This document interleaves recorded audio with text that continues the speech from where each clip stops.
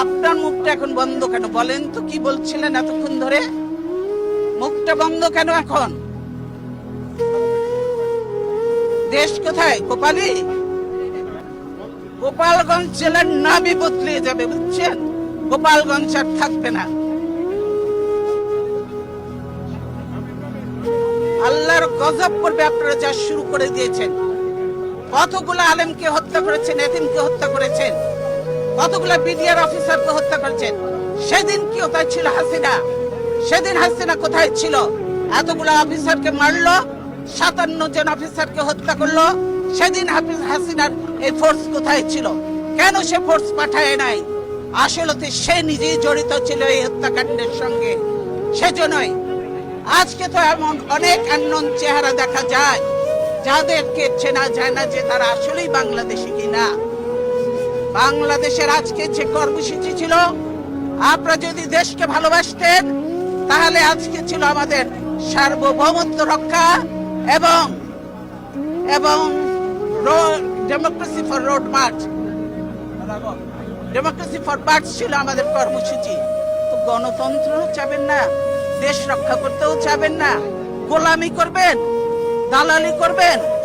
এই গোলামি তো রাখবে না। লিন্দুক দর্জির ইতিহাসটা পড়ে দেখেন, সেও কিন্তু টেকে নাই বেশি দিন। তাকেও বিদায় নিয়েছে এত দালালি করে, দেশ বিক্রি করে। কাজে এই দেশ বিক্রি চলবে না হাসিনা, দেশ রক্ষা হবে ইনশাআল্লাহ। দালালি বন্ধ করতে বলেন, আর হাসিনার দালালি করে লাভ হবে না। বাংলাদেশের মানুষের সঙ্গে থাকেন, জনগণের সঙ্গে থাকেন, দেশের মানুষের সঙ্গে থাকেন, তবেই কাজে দেবে। দেশ বাঁচবে, মানুষ বাঁচবে। আজকে সকলের দায়িত্ব হয়ে গেছে দেশ বাঁচানো, মানুষ বাঁচানো। আর আপনারা ঘরে ঘরে ঢুকে এখন মানুষ হত্যা করছেন। মনে করেন যে এগুলোর হিসাব নেই? এই মা বোনের কান্না, এই আলেম এতিমের কান্না, এই বিডিআর এর অফিসারদের ওয়াইফদের কান্না, এগুলি কি বৃথা যাবে? এগুলি কোনোদিনও বৃথা যাবে না। আজকে যারা এই জুলুম নির্যাতন করছেন তাদেরকে এদের মতো একদিন চোখের পানি ফেলতে ফেলতে বুঝতে বুঝতে তারা চোখ অন্ধ হয়ে যাবে, বুঝছেন? এখনো সময় আছে। ধাক্কা ধাক্কি বন্ধ করেন, ধাক্কা ধাক্কি বন্ধ করেন। আমরা কেউ ধাক্কা ধাক্কি করতে আসিনি, আমরা কোনো ধাক্কা ধাক্কি করতে আসিনি।